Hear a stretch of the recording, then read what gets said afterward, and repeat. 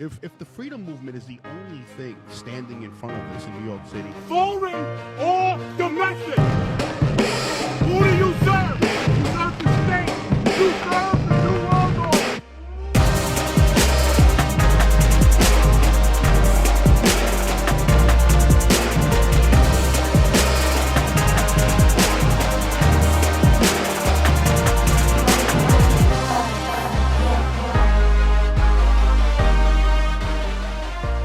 episode 18 with my brother Eric Dym. Welcome, Eric. Thank you so much for having me. It's a great opportunity. You and I have spoke extensively offline, and I can tell you it's been nothing but a pleasure. And I feel like I've gotten to know you very well so far. You're quite intelligent. And I even told John when I saw the podcast that you had with John, I said, I don't know him, but I like him already. He just seems like an approachable, likable guy.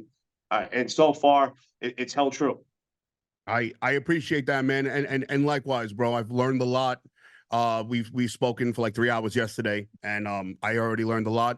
And I'm excited for this podcast because I believe that the cure to fixing everything is dialogue. And I am no advocate for people that are against cops or nothing, but I feel like a lot of those people that may perceive you with the snapshots they're getting online and they're painting you a certain way, they want to cancel you. Just let's get you out of the society. So I would like to use today to give you a platform to speak your piece on your career with the NYPD. How's that sound? Oh, absolutely. I mean, every opportunity that I have to actually explain the operations, the mindset of a police officer and through the ranks as I rose, especially being a lieutenant in the NYPD, a special operations unit, plainclothes, doing intrusive police work, is a fantastic opportunity. I believe that opposition meets opportunity and communication breaks barriers. I'm always willing.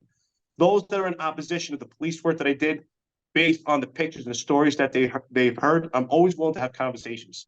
And I understand that there's plenty of opposition and hatred towards the style of police work that I did, and I understand it. I understand where it's coming from. And that's why the beauty, I think, if we could sit down and have conversations and I could explain where it's coming from and I could hear their side of the story, and hopefully we could come together and compromise and just make a better society. And that's what this is all about. You know, I'm a member of the society, and so is everyone else. And hopefully we could come to an agreement and they could have a better understanding in the day in the life of a police officer in a metropolis like New York City. Awesome. The cure. And it's really up to we the people, man. And that's exactly what you're reflecting. And that's awesome. Do you want to start from the beginning, when you got into the NYPD, or even your military background, and then build up from there? Sure. I signed up and enlisted in the Marine Corps in 1999. And I joined the reserves. And the reason why I joined the reserves is I wanted to become what's called a Mustang. So you join the enlisted service of the Marine Corps. And then from there, after boot camp and after combat training and after my school, I immediately went to what's called Officer Candidate School. So, which is another boot camp to become an officer. And fortunately, I did well. I actually was the honor graduate. So from there, I saw I had ability to learn. I wasn't a born leader, but I had the potential, and I started to read and learn the skills and the attributes to be a leader. So I went to Iraq in 2003 in January for the invasion. When I came home at that time, the test that I had taken for the police department was about to expire. So I had a decision to make here. Was I going to become a lieutenant with the Marine Corps and make a life out of the military, or take this opportunity to go to the police department? So my father, may he rest his soul, he said, listen, you already served your country. Why don't you serve your city? So sure enough, January 2004, I went to the police academy, eyes wide open. I didn't have anyone in my family that was ever part of the police department. So I'm the first. And I had no idea what to expect. But I did transition the skills that I learned in the Marine Corps into the police department. And I saw the opportunities. And I saw an opportunity to serve on the local streets. And immediately I was drawn to it. And, I loved it. I loved the camaraderie. I loved the opportunity to serve the streets, especially I served the streets that I also resided in. So it was a great opportunity. And I started out in the 112 precinct in Staten Island. It's a very diverse neighborhood. Most of it is predominantly Black. So I had a great time and doing intrusive police work. And that's, I learned a lot there. Were you a police officer that lived in the city, or did you commute from Long Island, Nassau, Suffolk, Westchester?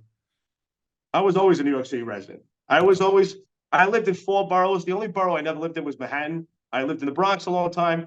I lived in Queens. I lived in Staten Island. I lived in Brooklyn.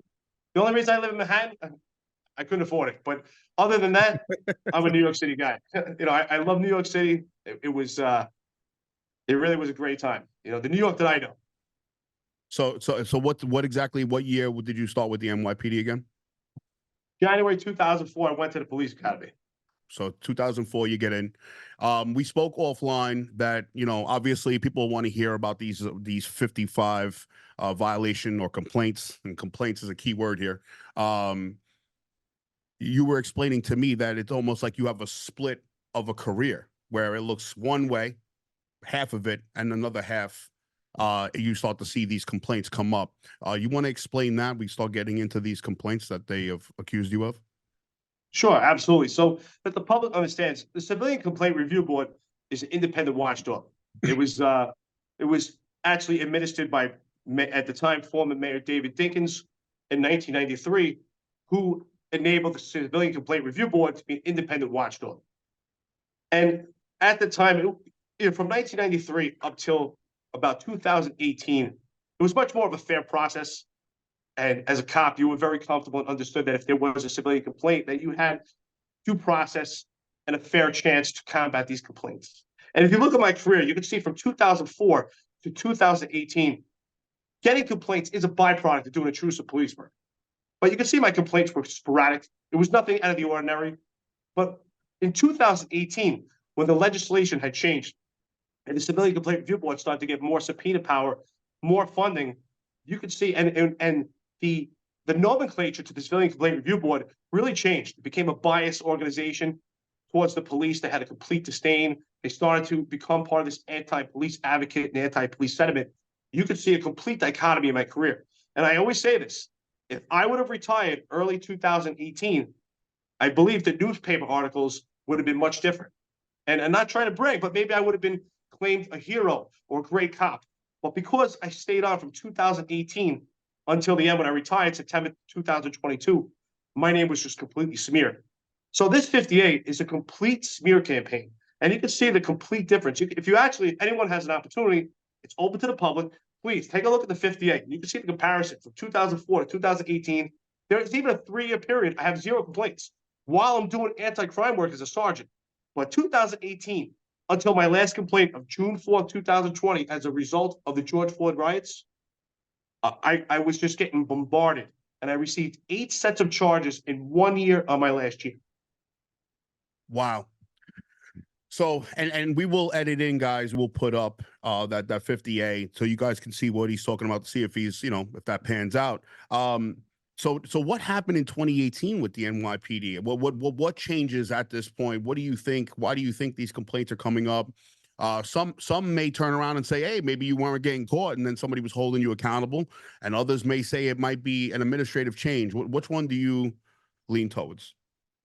So now here we are. We're at the second term of Mayor de Blasio, and things are really starting to ramp up with this anti-police sentiment, anti-police advocates towards the police. Things are really starting to change. You can see the subpoena power of the CCRB, and those that are employed by the CCRB completely changed. The investigators, the entire CCRB, along with the executive director, just complete disdain for police.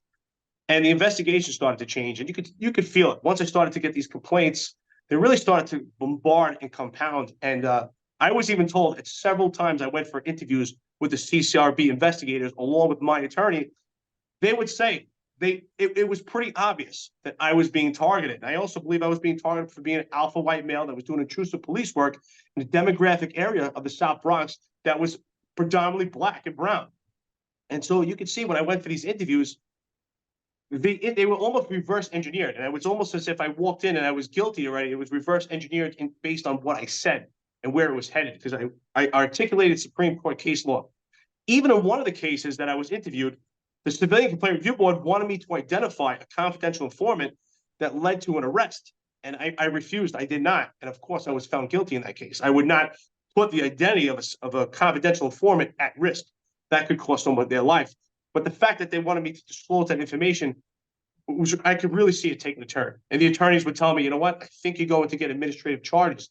And they even said numerous times, If this was someone else, I don't see there would be an issue. Because it's Eric Dym, that's a problem. And I really do think it came about because I was a frontline leader. I was always at the center. I believe that you lead from the front. So I was leading from the front, so I had an extreme amount of exposure. We were getting an extreme amount of firearms. And the way for the violent perpetrators to combat police work is in advice with their attorneys. There is a correlation between the violent perpetrators and their attorneys on compounding civilian complaints towards police officers and supervisors that are doing intrusive police work. And I fell into that trap. Can you define intrusive police work, please? Sure, absolutely. And that's a term that I have coined. Most people are comfortable and they're probably aware and they heard the terminology proactive police work. I do not like to use that term because I believe it has an annotation that if I'm doing something proactive, then I'm almost looking for the problem and I'm kind of reaching for it. But when I say intrusive police work, the reason why I say that because it's based off case law. So there's a Supreme Court case that was generated in 1976 called People versus DeBoer. And there's a complete nexus between that and the case of Terry versus Ohio in 1968. So the People versus DeBoer is a 4-tiered system. You have level 4, which is the highest. That's probable cause. That means we're making an arrest. And I think people could pretty much easily understand that. Level 3 is that when we reasonably suspect someone is about to commit a crime or they commit a crime, that's where Terry versus Ohio comes in to stop, question, and frisk. Level 2 is there's a founded suspicion. We encounter someone, we ask incriminating questions to raise the level of suspicion so to make an arrest. And level 1 and level 2 are the ones that are affected now by the How Many Stops Act. Level 1 is a request for information. Something as simple as someone's walking, they appear to be lost, and a police officer says, hey, buddy, you okay? Need help? That would be a level 1 encounter. So these are encounters, and I believe that this is the dichotomy between the shield of a police officer and a security guard. A security guard observes, reports, or repeats, but a police officer has that shield that gives them the privilege and the right to do intrusive police work. And I do believe that's the foundation, the bedrock to public safety, especially in New York City. Okay. So when we have, so this is the Fourth Amendment, right? So that this would all fall under reasonable cause, that little word in that Fourth Amendment. There's the whole Fourth Amendment, no search and seizures on reasonable cause. And that 4-tier system all is inside that small reasonable cause of that Constitution. Do I got that right? Yes. Okay. Yeah, man. So this is where it gets a little hairy on both ends, right? Because now we're in the hearsay and minutia, and we spoke about this it was so well articulated when we did speak. And at this point, as the case law and stuff like that, we also spoke that unfortunately the police officers are not being trained in knowing the Constitution. They're taking the oath to the Constitution, but they don't know what they're taking the oath to. Do you think officers would be better equipped if they were educated more on case law, like you're doing so well and explaining to everybody? And I want everybody to look up what he's talking about. I will definitely put it in this video. It's very important. The case law is important because that's what sets precedent, guys. Do you think officers would be better off if they had more education with this? Absolutely. I would just say, for instance, so as a special operations lieutenant in PSA 7, which is housing, it's in the confines of the 4-0 and the 4-2 precinct, South Bronx. I would tell you, I had the finest men and women that special operations has to offer in apprehending violent perpetrators and illegal firearms. And the reason why is because the men and women under my command were so embedded in case law, they could cite it in many encounters that we've had that went to the Civilian Complaint Review Board or actually went to trial. You could actually hear my cops on the body camera citing case law and trying to inform. Plenty of times my cops or even myself would say, listen, maybe it was a car stop and someone's getting a little riled up and they're upset and they feel uninformed of the encounter that they're having. We would say, listen, look at your phone right now, go on Google, and we're going to tell you the case law right now. And they would look at it like, wow, okay, now we understand. Because for instance, there's a case called Pennsylvania versus Mintz. And what that case is, when a police officer pulls over a car for any infraction, the police officer can ask the occupants to step out of the car because the police officer determines that would be a better tactical reason or approach to do that car stop based on maybe the area where they're located. Maybe it's dark, they can't see in the car. So there's a case law that gives the police officer right. So sometimes when you tell that motorist, hey, listen, the reason why I'm asking you at the car is because there's case law that gives me the right to do this. And when they see that, sometimes it really de-escalates the situation and brings them at ease rather than them feeling that there's some type of abuse of authority. And again, I will say this. Every time you have an encounter with someone, it's always subjective. It's subjective on what the police officer believes, and it's also subjective on what the person being encountered believes. So it takes a lot of art and skill. And that's why my guys were so well at the job, is because I made them read case law till they were blue in the face. The patrol guide is important, but those are administrative procedures. The art to being a police officer is Supreme Court case law. I love it. I love it, man. So now, would you say that with police officers not knowing like the Constitution well or case law well, like you're saying, like your guys did, right? Your guys and you, but it's not taught generally. Could this be an area where we could have a lot more mistakes because no one knows where the boundaries are, not the person being pulled over, and like we the people don't know it, and the law enforcement are not trained in it? Isn't there like this area where mistakes can happen? Absolutely. And mistakes did happen, and they still continue to happen. There's always going to be a margin of error. And especially in the New York City Police Department, unfortunately, back when there was a pushed quota system, I don't know if they're doing it now. I hear they are. But when they were pushing a quota system, which I believe is the fault on the leadership, if you have good leadership, quality leadership, there's no reason for a quota system, right? Good leaders will make sure that when you're encountering potential suspects or persons of interest, that these people have an impact on public safety, that you're not stopping a construction worker or obliging citizen. But excuse me, sorry.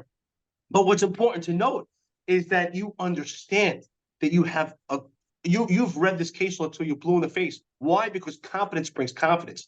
And if you're confident in this case law, then you're going to treat the public appropriately. If you're not sure exactly what you're doing, you may not know that you're abusing someone's authority, or you may not know that you have more leeway to be intrusive to make this arrest. So it works on both ends. Right. And right. I will say this, I don't expect the citizen to have such apt knowledge as the police officer. The police officer is the one that's, actually carrying out the profession. I expect the police officer to have more knowledge. Enforcing the law enforcement, right? I appreciate you saying that, man. That's why I enjoy talking to you, Eric, man, because thank you. You're objective with this, and it's this is the only way we fix this. As we have this conversation, people that are married to their ideologies are going to go, oh, it's anti-cop or he's pro-cop, as we're talking in real time. But it's really, we got to get to the nuts and bolts to fix it. We got to reverse engineer it, right? We hire law enforcement for public safety, right? I'm not against public safety, but I also know that we have leadership that uses our safety to levy our freedoms too, right? And that's what you're touching on when we talk about the quota system. It gets packaged like, oh, this is good because we have people speeding, or these cameras are good for drunk drivers, or all these things. And then you find out that we spoke about this yesterday. Majority of the society is good. So if we have let's just say we have and I'm saying this lightly, but 95% good, 5% bad. The 95 is being affected by these quota systems. The 95 are being affected by these cameras. And they're shining a light on this 5%. And when you guys are doing great work in these inner cities and really trying to help those areas that are in all areas, you guys are trying to help in New York City, there are daily this 95% of the working woman being affected by a quota system or making money off tickets. So how do we cure this? How do we get the NYPD to reflect the people and work for the people? How do we get there, Eric? Absolutely. I'm so glad that you said this. The most important thing to be effective in any organization, especially the police department, is quality leadership. And that is where we failed. The reason why we have a quota system is based on incompetence and laziness and just complete inadequacy, right? If I'm a sergeant, low line leadership, at every level of leadership has to take ownership and responsibility. But if I'm a sergeant and I'm in charge of 8 cops, and we're working in a specific area, and I'm lazy and I'm incompetent, it's easy for me to say, hey, listen, just go out there, get 5 arrests for each cop. And that makes my life easy. But if I'm actually a good leader, I'm overseeing and I'm critiquing my police officers every time they're involved in an encounter. I'm saying, well, okay, you arrested this person of interest, this 5'10" male, white, black, whatever the case is, who's in possession of a knife. Okay, what does this guy do for a living? What impact did we make on the community by making this arrest? If this guy's walking home because he's a construction worker, and he's sweating, and he worked hard all day, and he has a knife in his pocket, technically, it could be an arrest, right? But is that an arrest we want to make? Absolutely not. That doesn't have impact on the society. All it does is actually crumble the relationship we have with society. But it takes good leaders to actually address that. But if we have incompetence and inadequacy, we can just say, hey, get fired. And that just, and it trickles down.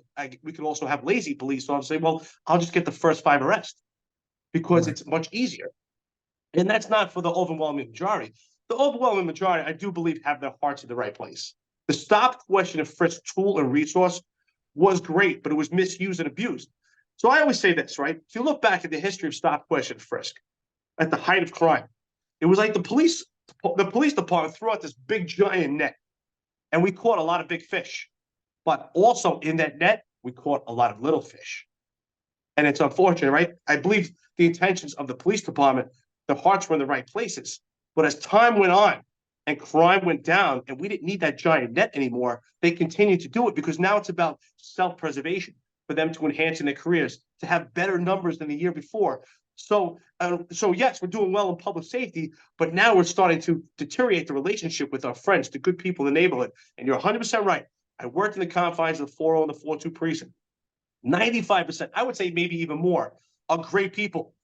But it's almost like working in 2 different worlds. When you're a police officer, lieutenant, I didn't work in that world. I worked in the world of the 5%. The 95%, if you're working during the day, they're at work. If you're working at night, they're asleep. I didn't deal with those people. I dealt with the 5%. That was my world. I dealt with the most violent perpetrators. And if you let your guard down, you see the article right now, the police officers that are being assaulted, and the #1 precinct is the 4.0 precinct where I worked. So you can't let your guard down. So it's a very tough dichotomy. You always have to keep your finger on the pulse. Eric, you've said it. John has said it. John McCarry, and my friend Bill said the same thing. It took him a while because you're just in this concentrated part of the bad people of society, and you start looking at it's almost a perfect storm because you start looking at society as perps, or you start to get jaded. Right? We're human, man. We're human, bro. If I have a friend that keeps doing me dirty, I'm gonna not be. So look at society good, and it's natural. And at the same time, with the quota system, and which I would like to get into, I want to dissect it. But even with the quota system, to make that mind state, that train of thought to go, okay, I got to make numbers, and I start looking at we the people as numbers, right? Let's try to look at the nuts and bolts of this quota system that is still in effect. How does the people, let's say if you were an officer, how do the people above you, what do they do? What do they tell you to do? You got to make a certain amount of contacts, summonses, arrests. How does the quota system work, brother? Sure. It's mostly prevalent when you're a rookie on the job, right? Because when you're new on the job, you don't know any better. You don't question authority. And at that point also, you're not as well trained and educated yourself. So it's much easier. When I was a rookie on the job, they would say, okay, excuse me, I'm sorry, I got this little call. They would say, hey, kid, listen, this is your area working for the day. Get me 5 summonses and get 5 stop, question, frisks. Now, the intentions were good by the higher upper echelon to suppress crime. But when it came down to the leadership, the incompetence, instead of saying, hey, listen, kid, go out there. We have a pattern going on. These are the descriptions of our potential perpetrators. See if you can find these guys, right? And it would take the leadership to actually make sure that you're out there doing the job. They would have to constantly educate you. That takes time, takes compassion and care. Those are true leaders. But unfortunately, there is no leadership training in the police department. You either have it or you don't, or you're self-read to become a leader, right? Because readers are leaders. So that's how I became a leader, by reading. So for many of the low-line supervisors, they don't have that leadership experience. So it's just easy to say, get me 5, get me 5. So excuse me. So what right now, 1/3 of this country is 1 paycheck from being homeless. So you're a young police officer, you're barely making any money, and they're telling you to get these numbers. Well, you're gonna go do it.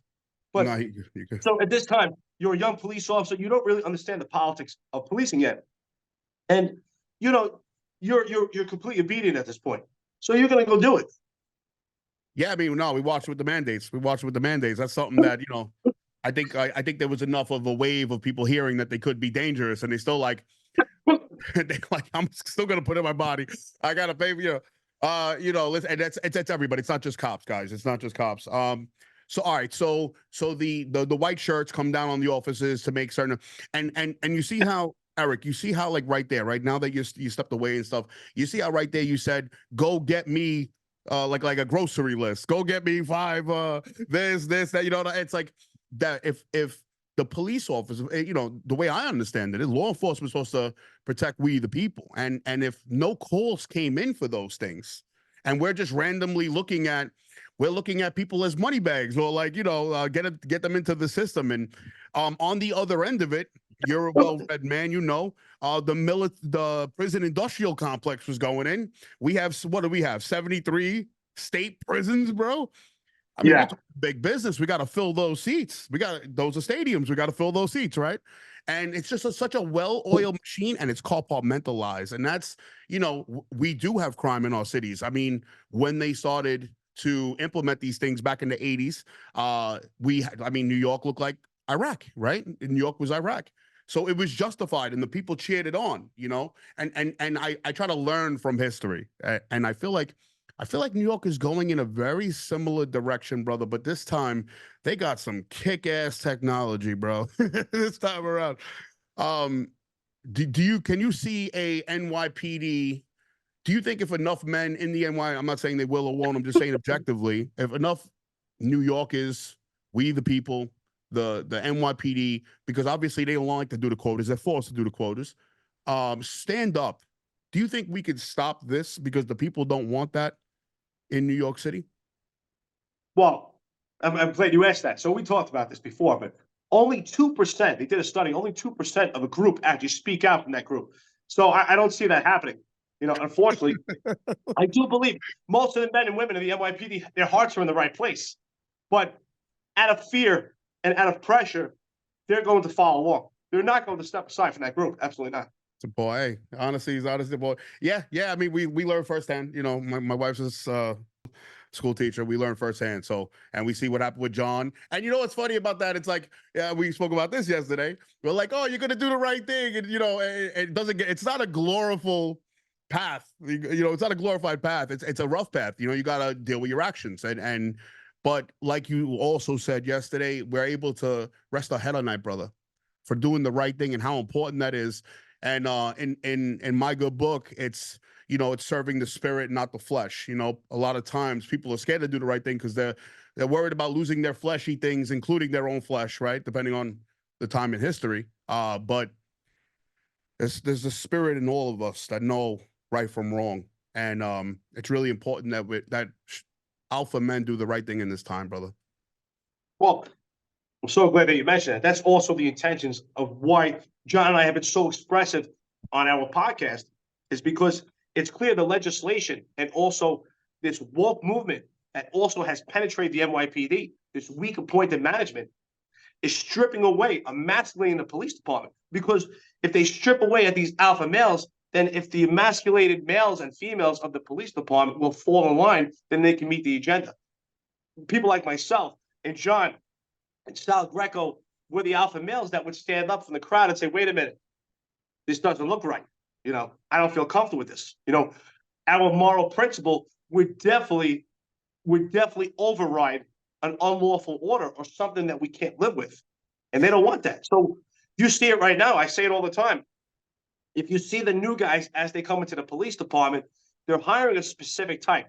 And the overwhelming majority, there are some outliers that have masculinity, but you look at the overwhelming majority, they're meek, they're timid, docile, and we could see the nexus between these assaults. They're getting assaulted at a much higher rate than we've ever seen because of the emasculation of the police department. 100%. Where do you see? Let's get into New York City, man. You guys at on your podcast, You guys are really shaking stuff up in New York City to the point where you guys are basically volleying back and forth with the upper echelons of the NYPD at this point. I love it. I hope they're having at least a good time at this point. Like, it went from like threats, now they seem like they're smiling. Hopefully they realize it's just satire, right? I hope so. I really hope, you know, if Kaz Daughtry, if you're listening, I really hope you come on their podcast and have a conversation. That's what men do. These men are stand-up men. I'm a taxpayer in New York City. I still live here. And I keep hearing good things about you from some people that know you personally. Then you should be a stand-up man, sir, and talk to these men, because I think that's the cure to things. And you would welcome Kaz Daughtry onto your podcast, right, Eric? Absolutely. I mean, again, if you take a look at the podcast, Jose LaSalle was definitely the biggest opposition I've had, including a lawsuit, just complete disdain for everything I've ever did. And he was on the podcast, and we actually had a great conversation. So, absolutely. And I think you guys would have a productive conversation because you guys are from the same pedigree. You guys know the job. It's not like, you know, for somebody from the outside looking in. I think there'd be a productive conversation. You know, with what's happening in New York City, are we looking at a controlled demolition of New York? Are we looking at a kind of rubber band effect where they're keeping the cops back and then they're going to let them go at some point? What do you think is going on with New York, specifically with the NYPD? Well, I don't like what I see right now. What I see is that there's another thing. There's a two-tiered system in how they deploy the police officers based on war politics. We see a riot in Union Square, and the police officers just completely crawled away, and they're completely on their backs, they're on their heels, and they're not taking action. The police officers were getting assaulted, they were getting attacked. We see it in the Bronx, we see it in Queens. But when we see protests of illegal aliens in Staten Island by conservatives that are, you know, in an island where it's pro-cop and pro-fireman, you know, most of the people there are blue-collar workers, we see a different response from the police department. And that's where I have a problem. The police department should be completely blind in the way that they execute police work based on the law. Let the court system justify and work that out. That's not the job of the police department. But we see politics has penetrated the police department, and it's the leadership that has drove this mission, and that I find extremely problematic. Yeah, there's definitely because I've been to both. I've observed that, and it really is concerning, specifically with the one that I attended, because, you know, I understand it from a different point of view. You know, I know everybody calls them illegal aliens. I say they were invited. You know, they obviously are getting housing. They're getting protection from the NYPD. It seems like that we're the illegals, you know, so I don't call them. They're just migrating here, invited by our president, invited by our mayors, invited by our governors, right? We're the suckers, and we're over here trying to fight with them. Meanwhile, we should be taking it up with my favorite word, government. And people don't, Eric, man, people miss that. It's funny how the propaganda always works with the division among the people, right? But, you know, it's quite interesting, right? So I'm in Asia, right? So, of course, some people tell me that, you know, they would love to visit America. It's hard for them to get the visas. I said, you know what's funny? Right now, if you want to go to America, just go there illegally. You have a much better opportunity of seeing America and actually getting funded than if you actually tried to go through the legal means. So that's the irony to this right now. Yeah. It's so hard to go legally to America, but illegally it's much easier. I do have some questions here for you. Deanna from GOD. I wrote yesterday if anybody had any questions, but it was literally on short notice. But Deanna from GOD asked, she also did the sit-ins with us and John McCarry on our episode, explained why he would make the arrest. But let's take your take as a lieutenant. She asked that if they were doing the sit-ins for the mandates at the restaurant, as a lieutenant, as a white shirt, would you make the arrest as well for the people doing the sit-ins? Unfortunately, yes, right? Because that's what that at the time, that's the law. I would listen. It would kill me. I would hate it, but I would have to do my job blindly, because at the same point, I can't say, you know what, this I take a stance, and then something else I can't, because now we're really blurring the lines. I think as a police officer, we have to, from every situation, we have to mostly detach from those situations and execute the law. And that's hopefully the court system will work it out properly. Definitely, afterwards, I would be saying to the guys like, man, I hate being a part of that, but that's my job and I have to carry it out. It would be a miserable experience, but yes, I would do it. And that's because it's a private business? It's a Yep. private business and saying that these people are trespassing for whatever reason. They're saying it's trespassing. That's why you would Oh, have to. absolutely. Okay, gotcha. Absolutely. And I do want to say publicly, me and John have spoke on that. If a private business doesn't want you in their business, it's their business. And I did move on that. The like you remember the mitigating circumstances with things, right? The subjection is that people are looking to do business and that they're being denied business. Are there any rules or procedures that you guys personally protect when it comes to policy? That if someone is not causing any disturbance of business, to not make an arrest. Well, that's funny that you say that, right? So New York City is well known for protest. Every single day in New York City, there's protest all over the place, right?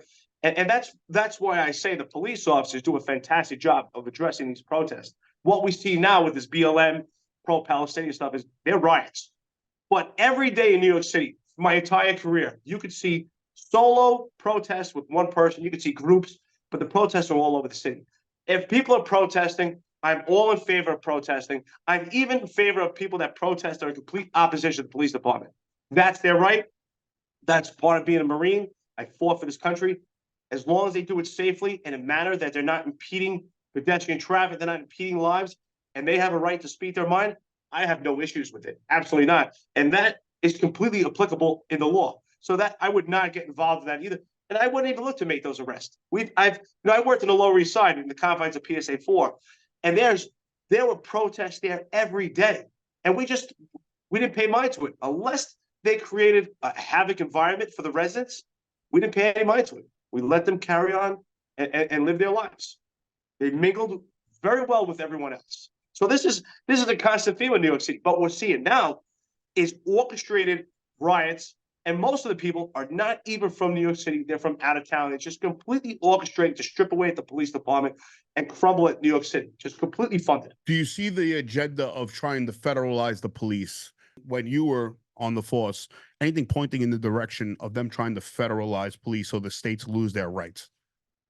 Absolutely, absolutely. So if you see, right, this is one big giant onion. In order to get back to a societal norm and a functioning police department, we would have to peel back these layers.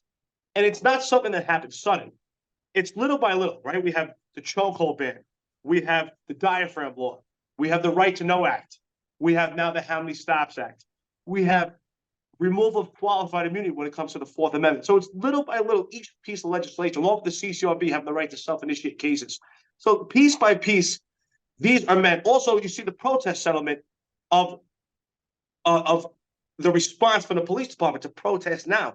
And if you actually read that settlement, it's a complete mirage. It gives the appearance that the police can still do their job, but there's so many obstacles for them to do their job. So it's easy for the legislators to say when things start to crumble, well, listen, the police department are not working effectively. We gave them the tools to carry out these arrests, but they're not doing it. But what they don't tell you is all these obstacles that are there that just create hurdles from you actually doing your job. So eventually it is going to unravel and crumble if it keeps going this way with legislation, and then we'll have to have a federal police force. I think that's the ultimate goal, is to abolish your local municipalities when it comes to police department. Powerful. And I am right there with you. You had a brother by the name of Joshua James on.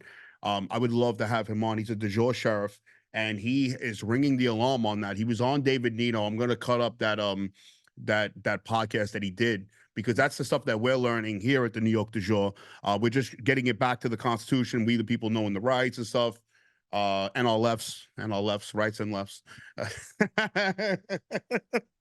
You know, so it's so important, because if you really think about it, right? If you really just step back for a second, you go, oh, the society doesn't know their rights. The cops are taking an oath. So they don't even know what they're taking an oath to. It's like a procedure, right?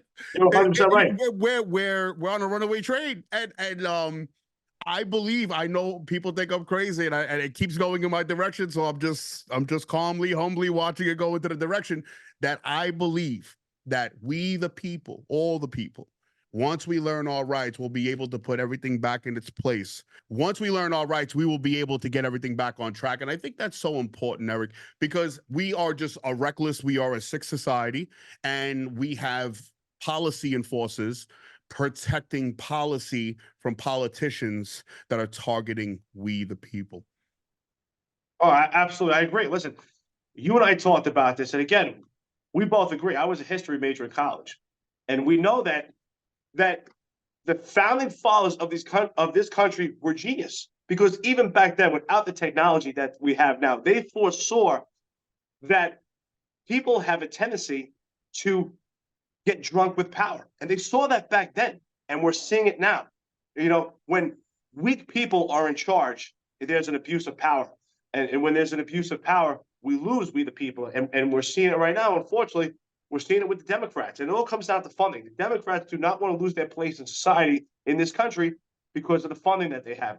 You see all the Democrats that are involved in the stock market.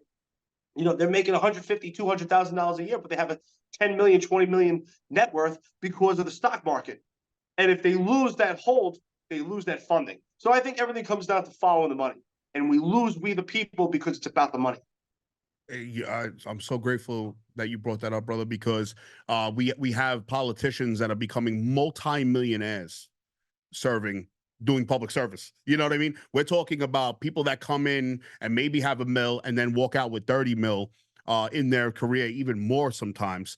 All have money into big pharma, all have money into the military industrial complex and the equipment. I have money in the prison industrial complex. They're literally just cycling the money. You know, as the policy comes in, the money's coming back through the back, and they're just making themselves rich, and it's at our expense, financially, spiritually, emotionally, physically. Very, very dangerous times, brother.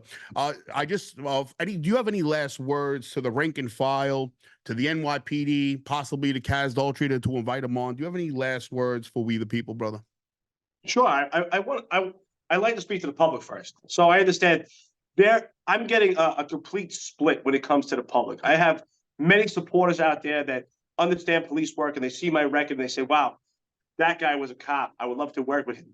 But then there are the others that are complete opposition, and they've painted me out to be this monster. So that's why I've owned this moniker as Most Complaint Cop, and I use it for my handle for Twitter, for all the social media. I use it on our podcast because I'm owning it. And I want people to understand that this smear campaign on my name is part of this abolishment of the police. It's meant to smear the police, right?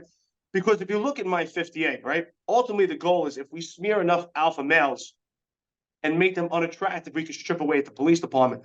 But what that 58 does, it makes me unattractive in police work, but it makes you also unattractive in life.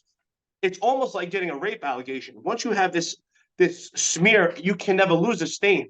You know, at any time, here I'm in Asia, and if I decide I wanted to get a job out here, you know, I happen to be married with a family, but let's say I was single, and let's say I had met a woman, and in today's day and age, you could just Google someone's name to get an idea. So if someone was to check my name, immediately it's going to come up Most Complaint Cop. You'll see my 58, and if you don't have any knowledge or inner linings of police work, you're going to think, wow, this guy is a monster. But what the 58 doesn't tell you is the context of those complaints. In all my complaints, and I will tell you this also, here's the irony. In most of my complaints, I also received awards from the community and the police department for good police work. The only discipline I've ever had was from the Civilian Complaint Review Board. And this is something I didn't mention also. The reason why I was attacked also was because of the discipline matrix. The discipline matrix was weaponized to try to terminate me. If you look at that disciplinary matrix, there's something there called aggravating factors. So based on your rank and your experience, they can heighten the discipline and have you terminated. So that was weaponized against me with the Civilian Complaint Review Board. All my complaints come from violent perpetrators that I tussled with to retrieve an illegal firearm, or they just shot a kid, or they just shot someone. It was never an old lady on the street. These were people that even my opposition would not want to counter in the street. So I understand they may have opposition because they don't understand it, but I'm always open to the conversation, and I love to explain it, and their opinion is important also. I would love to get their perspective and give my perspective, and hopefully we could come to the middle and get a better understanding. So my ultimate goal is to be the catalyst for change when it comes to Civilian Complaint Review Board and also the disciplinary matrix. I don't want the good men and women to become the Most Complaint Cop, because if they keep going on the path that they are now, I won't be the Most Complaint Cop anymore. Someone else will, and their name is going to be smeared forever. When I'm 90 years old, if there's no legislation ever changed, that 58 will still remain. Really, really powerful what you just said, bro. And Eric, it's been a pleasure to have you on. And ladies and gentlemen that are watching this, what he's saying is, and I'm sure you'll, Eric, if we invite you back on, you'll come back on. If we get people that want to have some dialogue, maybe have some questions, maybe we'll do one where we have one person on that can articulate themselves and express. Maybe they had an encounter with you or have a point of view of you. Would you be willing to have conversation with we the people so we can dice this up? Absolutely. I say it all the time. And I do believe that this is part of de-escalation, right? The politicians love to use the word de-escalate. So if we can have communication breaks barriers, that would de-escalate a lot. Because right now there's just a complete myriad that people really don't understand. Most of the people that are in opposition have never met me personally and never actually had a conversation with me. So they only know about this mystique that they hear about the boogeyman. But if they actually have a conversation with me, they may actually change their mind and see a different understanding when they can see my perspective. That I had to go out there with a unit and be tactical to keep these guys safe. Because look, I worked in the confines of 4 precinct. That is now the #1 precinct of police officers that are being assaulted at a new high phenomenon that we've never seen. And I foreshadowed this, and unfortunately, I hope I'm wrong, but a police officer is going to die by the hands of another without the use of a firearm if we continue on this path that we are headed. Because the men and women that are out there, they're meek, they're timid and docile, and they're not prepared, and they're not getting the support that they need. And you believe that's because of leadership, right? That's a leadership, poor training, poor education. This is a leadership issue, right? All that stuff gets encompassed into leadership.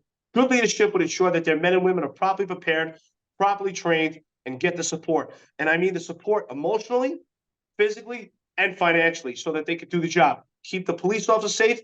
And when they keep the police officers safe, the nexus is to keep the public safe. Love it. What are your handles, Eric? How can people get in contact with you personally? Sure, they can find me on Twitter at Most Complaint Cop.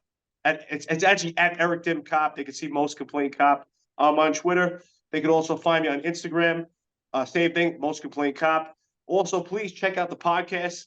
It's called New York's Finest Retired and Unfiltered Podcast. We do have a nickname, The Finest Unfiltered. We do what's called the 265 Police Live Series, where we give our perspective and analysis of police work. We talk about politics, how it surrounds policing in America, and ultimately a focus on the NYPD. It's John McCary, retired lieutenant at the NYPD, and myself, Eric Dym, retired for the police department. We are always open to conversation. If anyone would like to come on the podcast, we are always open to those that are in alliance and, of course, opposition. They can go to the website at thefinestunfiltered.com.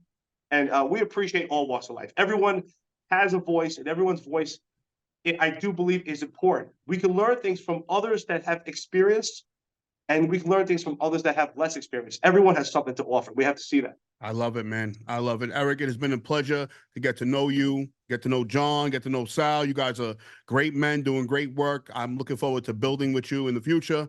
And let's do this again, man. I want to thank the public for watching this. I appreciate it. If you're in opposition, I appreciate your opinions. If you're in support, thank you so much. Watch the podcast. For the cops that are out there, the men and women, the boots on the ground, you have my full support. Of course, if you're acting appropriately and you're doing proper police work, you have my support. Same thing with John and Mighty Fuzz, man. Your podcast is fantastic. I think your questions are great. I think you're a very good listener, and I felt very comfortable here. And I want to thank you. It's been an opportunity, and I would love to come here anytime. Thank you. Thank you, Eric.